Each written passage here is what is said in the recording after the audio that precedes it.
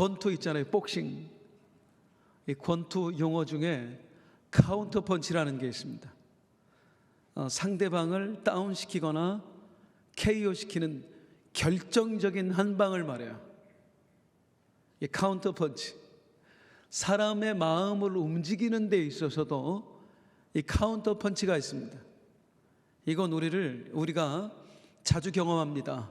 홈쇼핑 보다가 홈쇼핑 딱 보면은 우리가 그러거든요. 오늘은 보기만 하고 절대로 안 살 거야. 쇼호스트가 나와서 이제 멘트를 시작을 합니다. 여러분, 드디어 봄이 왔습니다. 이 간절기에 여러분들에게 꼭 필요한 옷을 소개해 드리겠습니다. 아니, 보니까 나한테 필요한 옷이야. 그래도 안 사야지. 그런데 세 벌을 딱 보여주더니 오늘 이 세 벌 다 드립니다. 79,000원. 이 구성 다시는 없습니다. 그래도 여기까지 참아 절대로 안 사리라. 그런데 갑자기 쇼호스트가 아이보리색 66 사이즈 마감됐습니다. 이 사이즈 색깔 2개 남았습니다. 곧 마감됩니다. 그 나오는 순간 우리가 탁 누르죠. 전화한단 말이에요. 이게 나를 하여금 결정하게 만든 이 결정적인 멘트, 이게 카운터 펀치입니다. 말에 있어서. 지난주 혹시 말씀 기억하세요? 바울이 하나 되지 못하고 있는 빌립보 성도들에게 간곡하게 호소했죠. 여러분, 우리 하나가 되어야 됩니다. 그 사람이 문제가 아니라 이건 마귀의 장난입니다. 그러니까 겸손한 마음으로 상대방을 나보다 나은 사람으로 여기십시오. 그래서 채워지지 않는 저의 기쁨을 좀 채워주십시오 라고 간곡하게 부탁한 내용 설교했었습니다. 이 말씀을 듣고 몇 분이 저에게 문자를 보내주셨어요. 목사님, 오늘 말씀을 들으면서 저 자신을 돌아보게 되었습니다. 그동안 상대방이 문제라고 생각했는데 이게 모두가 마귀의 장난이구나 하는 걸 깨닫게 되었습니다. 그래서 제가 정말 주님의 마음으로 주님을 기쁘게 해드리기 위해서 한번 살아보겠습니다. 얼마나 감사했던지요. 우리 사랑하는 성도님들 어떠신가요? 지난 한 주에 용서할 수 없는 사람을 용서하셨나요? 품을 수 없는 사람을 품으셨나요? 그래서 하나님 용서하게 해주셔서 감사해요. 품을 수 있게 해주셔서 감사해요. 그 마음으로 예배하고 계신가요? 아니면 내 안에 들려진 용서해라 하는 그 하나님의 음성을 외면하고 여전히 누군가를 향한 원망과 미움을 품은 채로 예배하고 계신 건 아닌가요? 그것도 아니라면 사람이 어떻게 하나님 말씀 다 지키면 살 수 있어? 스스로 합리화하면서 전혀 용서하지 않겠다, 이 굳게 닫힌 마음을 가지고 예배하고 계신 건 아닌가요? 빌립보 성도들은 어땠을까요? 바울의 편지를 읽으면서 그래, 우리가 잘못했다, 용서해야지, 하나 돼야지 하고 마음 먹었을까요? 솔직히 우리가 용서하지 못하는 이유가 무엇입니까? 내가 받은 상처가 너무나 크기 때문입니다. 서로가 주고받은 상처가 너무나 크기 때문에 용서하고 하나 된다는 게 쉽게 되어지질 않는 거예요. 용서했습니다, 용서하기로 했습니다 라는 연락도 있었지만 다른 연락도 있었어요. 너무 괴롭습니다, 목사님. 너무너무 괴롭습니다. 용서하라는 말씀을 들을 때마다 그 사람이 떠올라서, 그 사람이 나에게 줬던 상처가 떠올라서 견딜 수가 없습니다. 매일 눈물로 지새웠다는 거예요. 바울 사도가 하는 말 이해는 하지만, 그렇게 살아야 되는 건 알지만 그렇게 하기가 너무 힘든 거예요. 바울도 알았어요. 저들이 이 말을 듣고 바로 마음을 열지는 않을 거다, 바로 용서하고 하나 되지는 않을 거다 하는 거 바울도 알았어요. 그래서 바울이 여러 가지 말로 우리 한번 하나 되어 봅시다 라고 설득한 이후에 이제는 저들이 도저히 거부할 수 없는, 반드시 따를 수밖에 없는 결정적인 한 방, 카운터 펀치를 날립니다. 오늘 본문이 그겁니다. 그럼 바울이 날렸던 결정적인 한 방, 철옹성처럼 굳게 세워진, 굳게 닫혀진 그 빌립보 성도들의 마음을 열 수 있었던 결정적인 한 방은 무엇일까요? 첫 번째, 우리 5절 같이 한번 읽어보겠습니다. 시작. 너희 안에 이 마음을 품으라. 곧 그리스도 예수의 마음. 한번 따라 하시겠어요? 너희 안에 이 마음을 품으라. 한 번 더. 너희 안에 이 마음을 품으라. 이 말과 더불어 바울은 뭐라고 했느냐면 곧 그리스도 예수의 마음이다 했습니다. 이게 무슨 의미일까요? 예수님도 그렇게 하셨습니다 이 말이에요. 지난주에 그런 말씀 드렸죠. 바울이 빌립보 성도들에게 했던 말 중에 3절에 보면 아무 일에든지 다툼이나 허영으로 하지 말고 그 다음에 오직 겸손한 마음으로 해요. 오직 겸손한 마음으로. 이게 원어로 원래 무슨 뜻이라고요? 한번 따라 하시까? 비천한 마음. 한 번 더. 비천한 마음. 도저히 남을 용서하지 못하겠거든 비천한 마음을 한번 가져보십시오.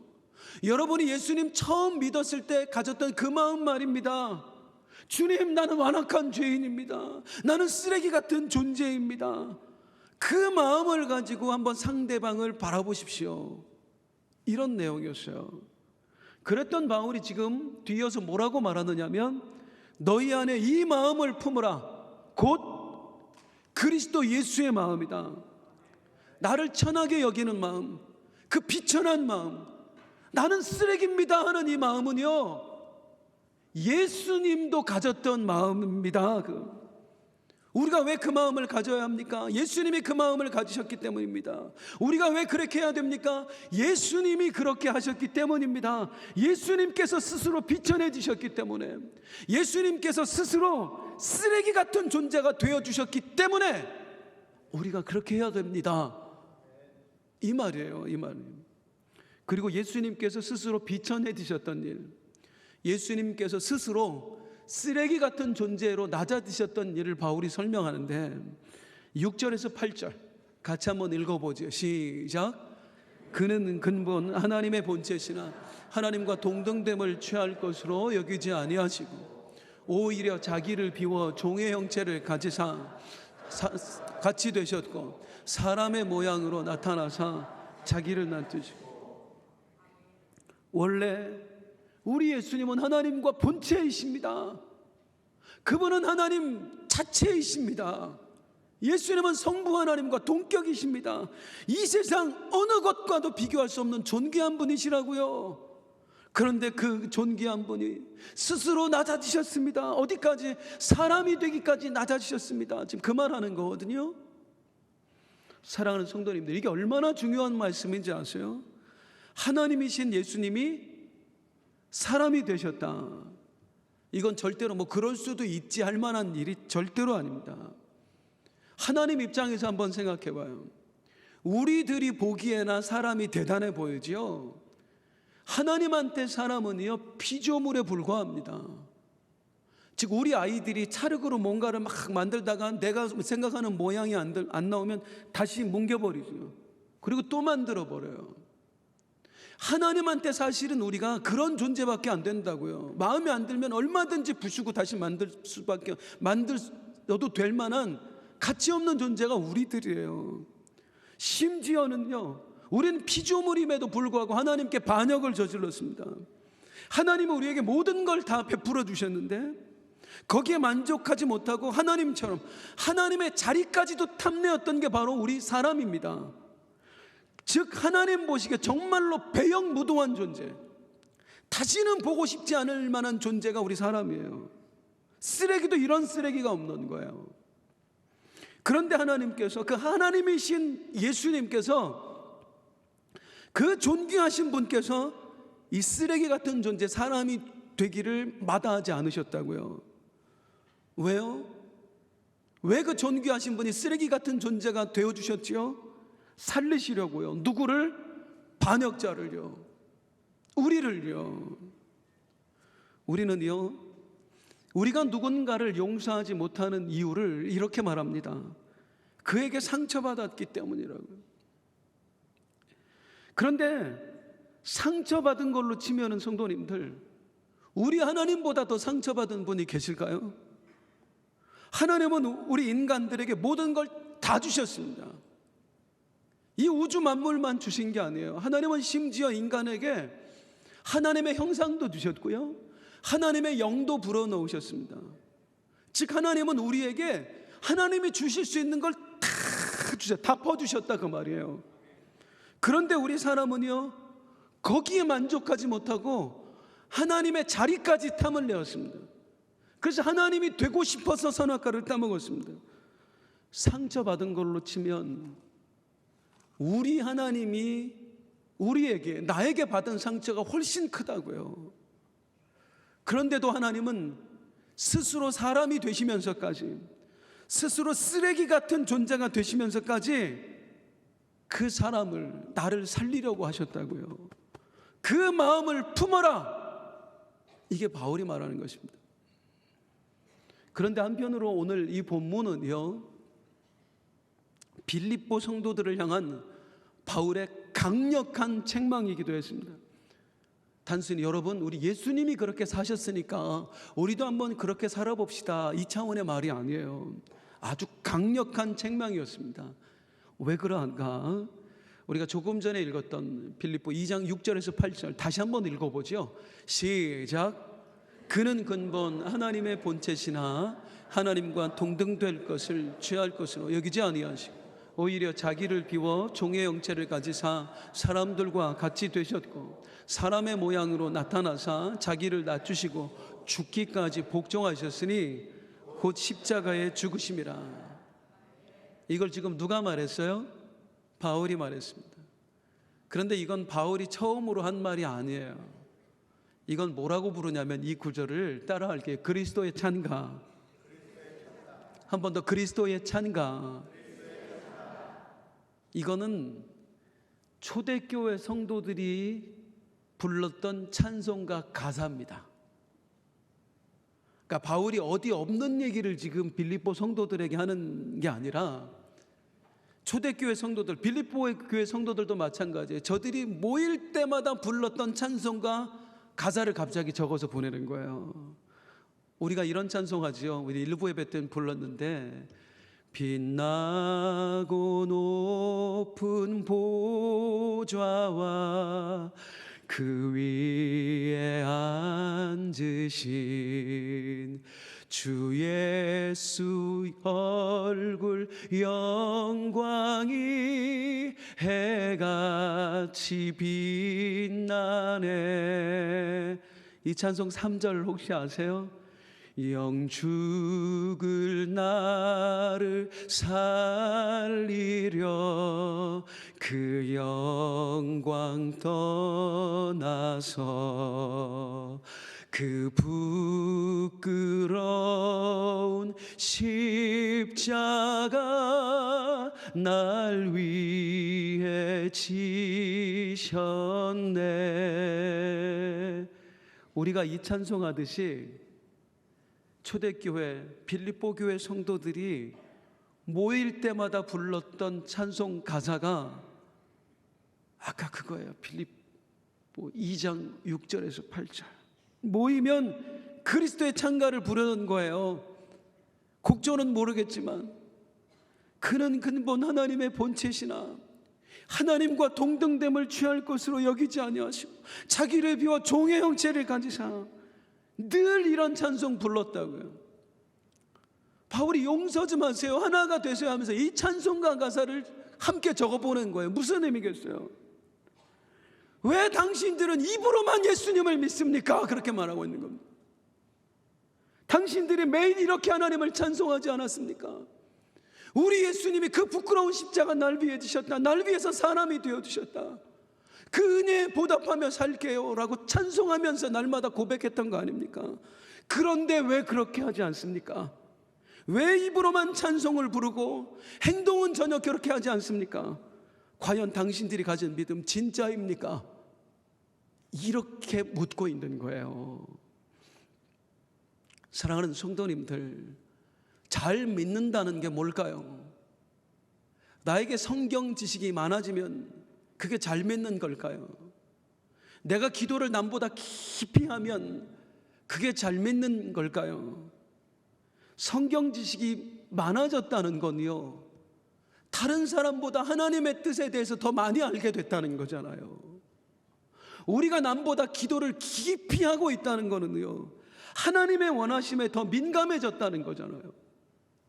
그런데 하나님에 대해서 더 많이 알게 되었다고 하면서, 하나님의 뜻에 대해서 더욱더 민감해졌다고 말하면서 정작 그 하나님의 뜻에 순종하지 않고 있다면 이게 과연 진짜 믿음일까요? 너희 안에 이 마음을 품으라 곧 그리스도 예수의 마음이니. 여러분, 그 존귀한 분이 쓰레기 같은 우리를 살리시려고 쓰레기 같은 존재가 되어주셨습니다. 그런데도 우리가 누구를 미워할 수 있습니까? 이게 여전히 마음을 열지 못하는 바울 사도의 첫 번째 카운터펀치였습니다. 이제 화해를 주저하고 있는 빌립보 성도들에게 날린 바울의 두 번째 카운터펀치 12절입니다. 같이 읽습니다. 시작. 그러므로 나의 사랑하는 자들아, 너희가 나 있을 때뿐 아니라 더욱 지금 나 없을 때에도 항상 복종하여. 따라하겠습니다. 복종하여. 항상 복종하여. 복종은 누구에게 하는 거죠? 명령권자에게 하는 것입니다. 신하가 왕의 명령에, 병사가 장군의 명령에, 종이 주인의 명령에 따르는 것, 그게 복종입니다. 즉 항상 복종하십시오. 이 말에 담긴 의미는 여러분 화해하세요. 이건 하나님의 명령입니다, 그 뜻입니다. 하나님의 권유가 아니라 하나님의 명령입니다. 특히 이 말을 할 때 바울은 어떤 표현을 쓰냐면요, 12절 같이 다시 읽어보죠. 시작. 너희가 나 있을 때뿐 아니라 더욱 지금 나 없을 때에도 항상 복종하여.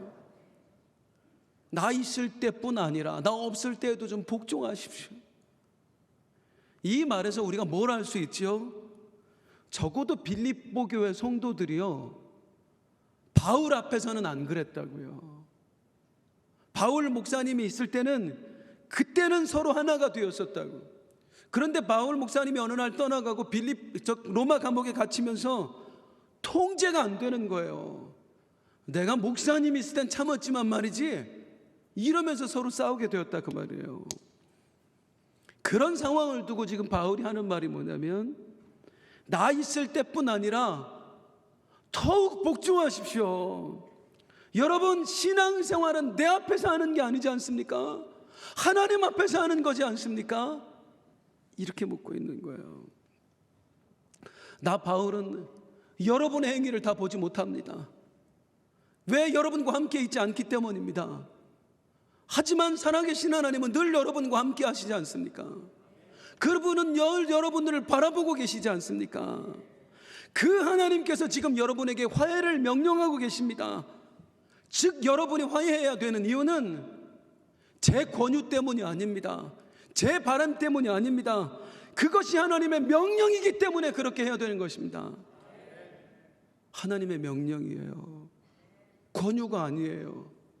해도 되고 안 해도 되는 게 아니에요. 명령이에요.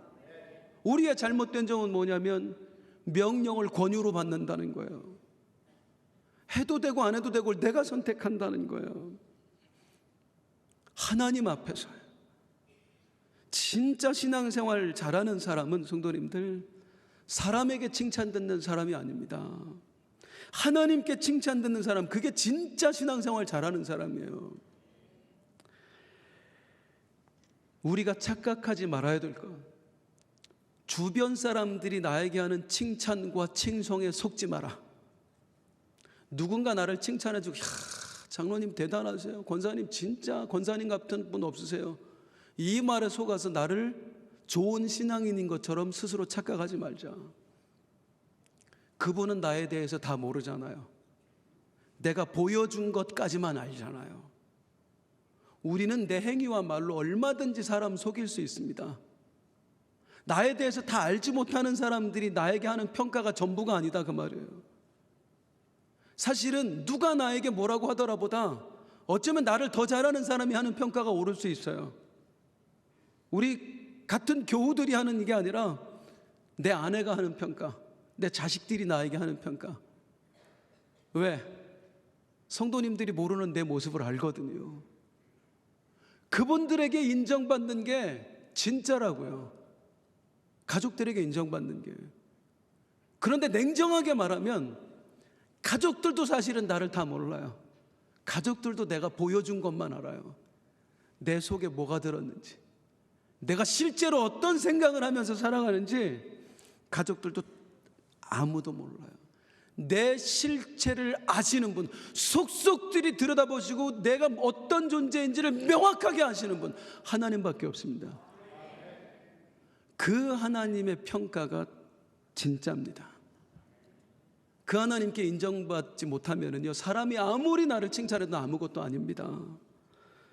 이제 그러면 나한테 물어봐야죠. 나는 하나님께 인정받는 신앙인인가? 하나님께 인정받는 신앙인이 어떤 신앙인입니까? 하나님이 주신 명령에 복종하는 사람입니다. 하나님이 주신 감동에 순종하는 사람입니다. 용서해라 말씀에 용서할 수 없는 사람을 용서하고, 하나님 주신 감동에 따라 드릴 수 없는 것을 드리고, 하나님 주신 감동에 순종해서 행하지 못한 일을 행하는 사람, 그런 사람이 진짜 신앙인입니다. 하나님은 그런 사람들을 통해 역사하시는 거예요. 온누리교회를, 서울 온누리교회를 담임하셨던 고 하용조 목사님의 이야기입니다. 처음에 연예인 교회 개척하셨었잖아요. 1974년도에. 그때 처음 같이 했던 사람들이, 뭐 우리 어르신들은 아시죠? 그 유명한 MC 후라이보이 곽규석, 코미디언 구봉서, 이런 분들하고 함께 교회를 시작을 했어요. 그런데 이 연예인들이 평생 스포트라이트를 받던 사람들이잖아요. 그러니까 섬김을 받아보기만 했지 누구를 섬겨본 적이 없는 거예요. 세상에 목사님 강단에 올라가는데 물 한 컵 떠다 주는 사람이 없대요.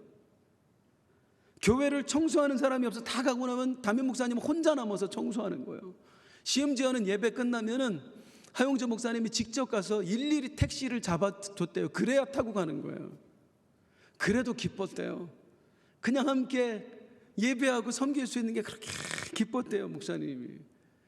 그런데 한 3년 정도 지나는데 목사님 입에서 자꾸 이런 말이 나오더래요. 자기도 모르게. 해도 너무한다.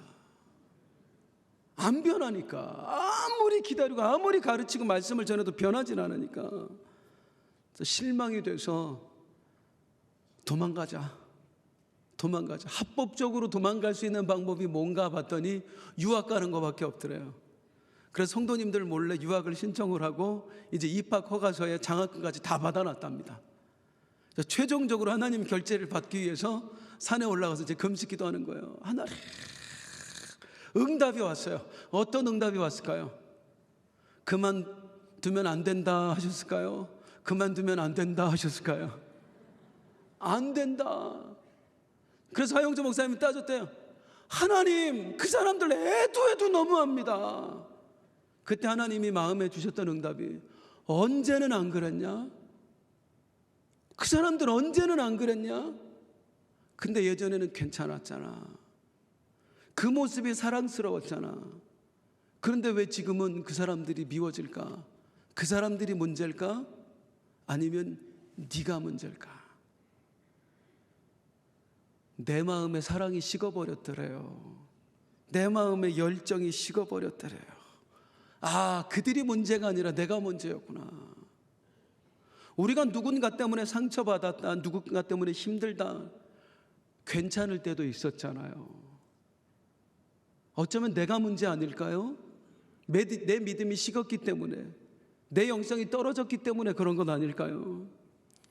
하용조 목사님, 아, 내가 문제구나. 이걸 이제 하나님의 명령으로 받습니다. 그리고 그 앞에서 하나님, 끝까지 견디겠습니다. 하나님이 말씀하실 때 그만둬라 할 때까지 계속하겠습니다. 그리고 하나님이 가라 하실 때 가겠습니다. 그리고 정말로 하나님의 응답이 올 때까지 버티셨고요. 하나님의 응답 따라 유학하셨고요. 그리고 다시 오셔서 개척했던 교회가 한국의 대표적인 교회, 그 서울 온누리 교회입니다.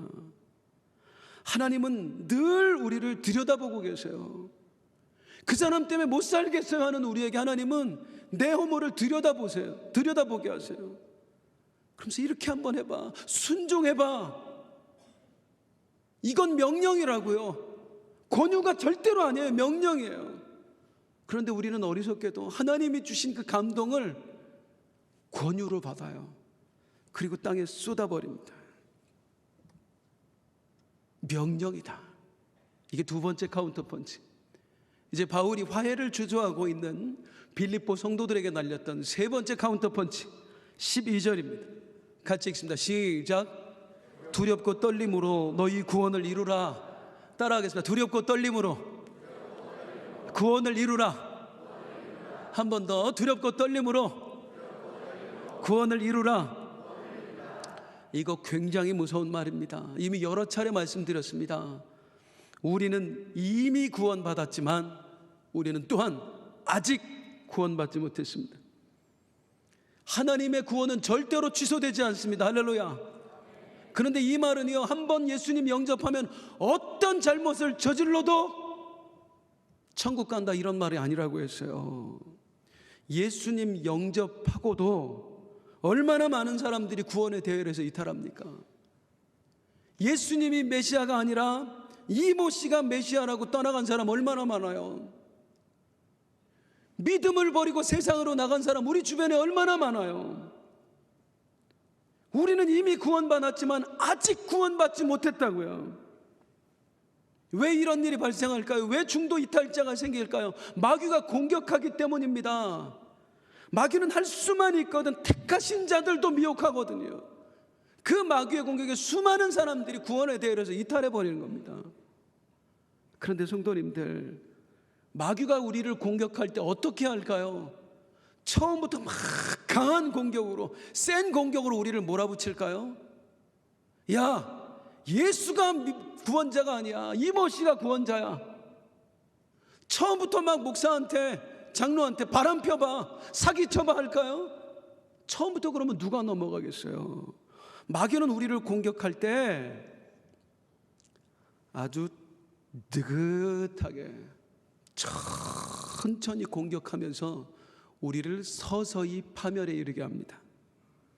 하나님과 우리 사이에 틈을 만들고 그 틈을 점점 넓혀가면서 종국에는 아예 하나님과 내 사이를 멀어지게 만들어요. 그러기 위해서 어떻게 하죠? 처음에는요, 작은 것부터 불순종하게 만드는 거예요. 우리 마음에 이건 괜찮겠지, 뭐 이 정도는 하나님도 이해해 주실 거야. 아, 내가 뭐 하나님이야? 그러면서 하나님의 명령을 가볍게 여기도록 한다고요. 그리고 종국에는 아예 불순종하는 게 습관이 되도록 만드는 겁니다. 그렇게 해서 망해버린 인생이 이스라엘의 사사 삼손이었고요, 이스라엘의 초대 왕 사울이었습니다. 그들이 처음부터 그렇게 막 나갔어요? 아니에요.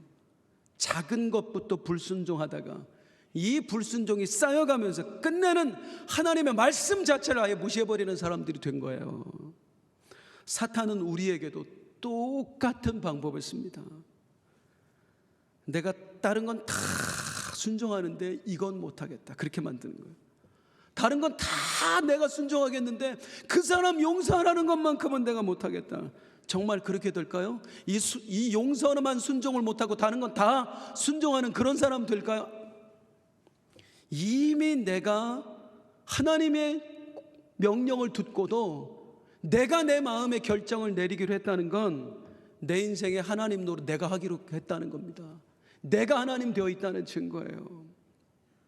작은 것에부터 틈이 벌어집니다. 그래서 진짜 우리가 구원을 이루어내려면 작은 것을 소홀히 여기지 않고 하나님 주신 그 감동에 순종하는 법을 배워가야 되는 거예요. 이런 말이 있어요. 끝날 때까지는 끝난 게 아니다. 신앙생활 마찬가지입니다. 주님 나라 가는 그날까지 우리의 영적 싸움 끝나지 않았습니다. 마귀는 끝까지 우리를 흔들어댈 거예요. 그 싸움에서 승리하고 최후의 주님 앞에 서서 부르심의 상을 받는 인생, 그런 인생이 되기 위하여 우리는 두렵고 떨림으로 오늘도 구원을 이루어가야 되는 것입니다. 오늘 바울이 화해를 조조하고 있는 빌립보 성도들에게 날렸던 영적 카운터 펀치 3개 말씀드렸어요. 이 마음을 품으세요. 예수님도 그렇게 하셨습니다. 복종하십시오. 이건 권유가 아니라 명령입니다. 두렵고 떨림으로 너의 구원을 이루라. 불순종의 습관이 되게 하지 마십시오. 종국의 하나님에서 멀어집니다. 만일 이 카운터 펀치 3대를 맞고도 내 마음이 움직여지지 않는다면, 여전히 나는 그렇게 할 수 없어 라고 한다면 과연 어디에 문제가 있는 걸까요? 하나님으로도 내가 설득되지 않는다면 성도님들, 나 정말 큰 병에 든 거 아닐까요? 언젠가 말씀드렸던 제 친구 목사님 이야기 한 번 더 드립니다. 서울 어느 교회에 부목사로 있다가 경기도 외곽에 있는 한 교회에 담임 목사 청빙을 받아 갔습니다. 한 2년 반 동안 서로 만나지를 못했어요. 그러다가 이제 담임 목사 청빙 받은 거 축하해주고 서로 기도해주다가 어느 날 하루 설교를 해달라고 그래서 갔는데 깜짝 놀랐습니다. 원래 좀 살집이 있는 사람인데 그 살이 다 어디로 갔을까요? 한 30kg 빠졌다고 그러더라고요. 왜 이렇게 됐냐고, 목회가 그렇게 힘드냐고 그랬더니 갑자기 눈물이 글썽글썽. 목사님, 나 울지 않은 적이 없습니다. 그래서 어떻게 된 이야기인가 들어봤더니 이 청빙되는 과정이 그랬어요. 이제 담임 목사님이 은퇴하시면서 후임자를 선정하는 과정에 원로 목사님이 원했던 후임자와 장로님들 몇 분이 원했던 후임자가 서로 달랐던 겁니다. 이 과정에서 끝까지 고집을 피우지 않고 두 사람을 다 후보로 내세웠어요. 3분의 2가 어떻게 나오겠어요? 그러니까 두 사람 다 안 된 거예요. 이런 상황에서 이제 목사님 파와 장로님 파, 여기도 장로님들 몇 분 있죠. 원수가 되어버렸습니다. 원수가 되어버렸어요.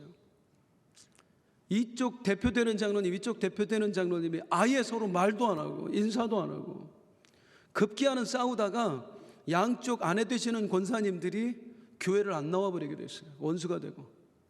이 상황에서 너희도 상관이 없는 사람, 우리도 상관이 없는 사람 청빙하자 그래서 이 친구 목사님 데려간 거예요. 그랬더니 교회를 갔는데 내 편이 아무도 없어. 아무도 없어요. 심지어 원로 목사님 2년 반 동안 예배 끝나면은 인사 안 받고 그냥 가셨대요. 얼마나 힘들었겠어요. 한번 생각을 해보세요. 비쩍 말랐어요.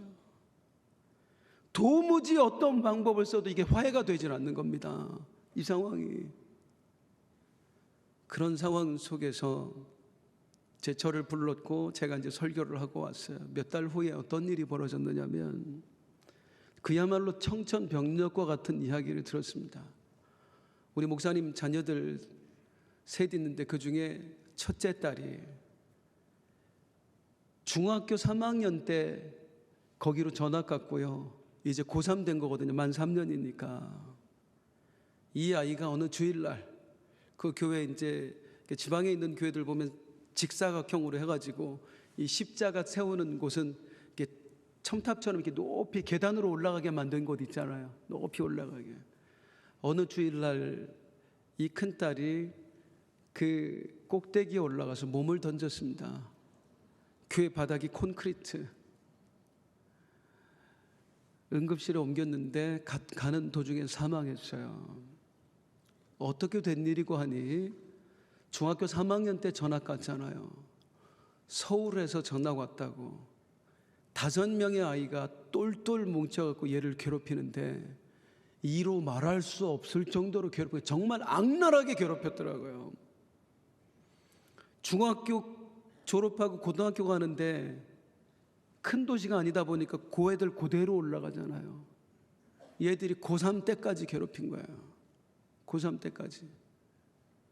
결국에는 견딜 수 없어서 이 아이가 몸을 던진 겁니다. 부모 가슴이 막 찢어지죠. 그런데 그 괴롭혔던 5명의 아이들 중에 교회 집사님 딸이 하나 있었어요. 그때 이제 사회적으로 이 학원 폭력 문제가 굉장히 이슈가 막 됐을 때였습니다. 몇 년 전에. 방송사에서도 찾아왔고 신문사 기자들도 몰려왔고 시청에서도 이 일을 크게 다뤘고요. 막 그 아이들 다 지금 이제 처벌받게 되는 상황. 고3입니다. 그때가 딱 수시원서 쓰는 상황이었어요. 뭐 대학 간다는 거 꿈도 못 꾸죠. 얘들 누가 저기를 써주겠어요. 추천서를.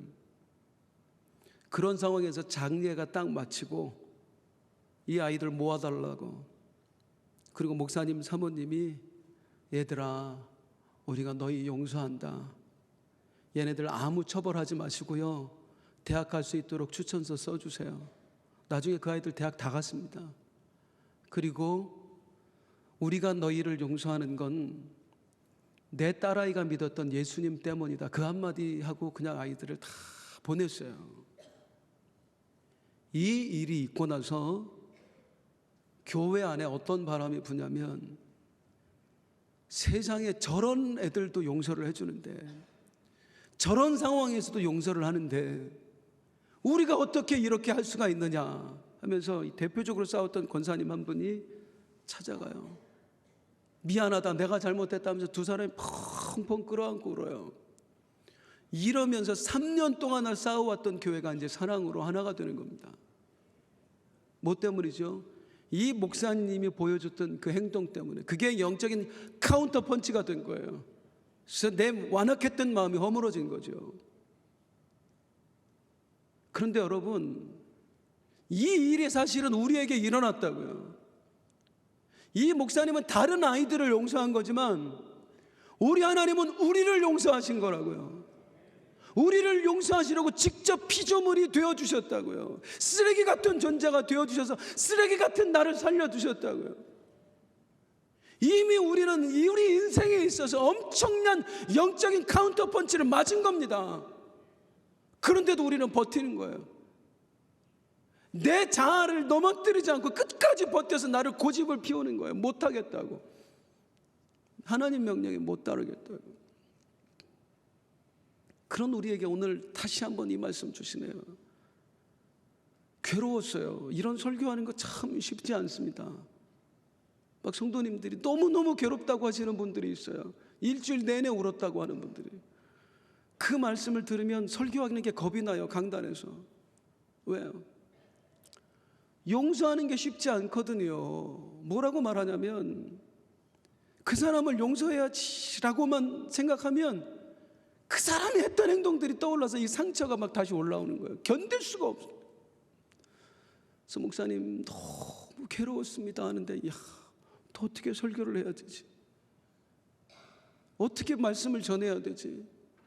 그런데 할 수밖에 없는 건 하나님의 명령이니까 내가 권유하는 게 아니라 제가 제 이야기를 하는 게 아니라 이건 하나님의 명령이니까 우리 모두 하나님이 나에게 주시는 말씀을 한번 받아보자는 겁니다. 물론 우리 힘으로 안 돼요. 그 제 친구 목사님도 뭐라고 얘기하냐면 내가 그 아이들을 어떻게 용서했는지 모르겠어요. 그 마음이 내한테 왜 생겼는지를 모르겠어요. 하나님이 아니면 설명이 안 되는데 하나님이 그 마음을 주셨대. 우리가 못합니다. 하나님만이 하실 수 있습니다. 내 마음 움직이는 거 하나님만이 하실 수 있습니다. 그런데 적어도 뭐는 내가 해야 돼요? 주님 용서할 수 있는 마음 주세요. 그건 내가 해야 돼요. 그래야 우리 주님 역사하시는 거예요. 아무리 주님이 내 마음 두드리고 계신데 닫고 있으면 아무 역사 일어나지 않아요. 성도님들 적어도 하나님의 명령이라고 받으시고 주님 힘들지만 한번 해볼게요. 나 좀 도와주세요. 그 외침이 있는 이 예배 되기를 소망합니다. 우리 일어나죠. 일어나서 함께 찬송하고 기도합니다.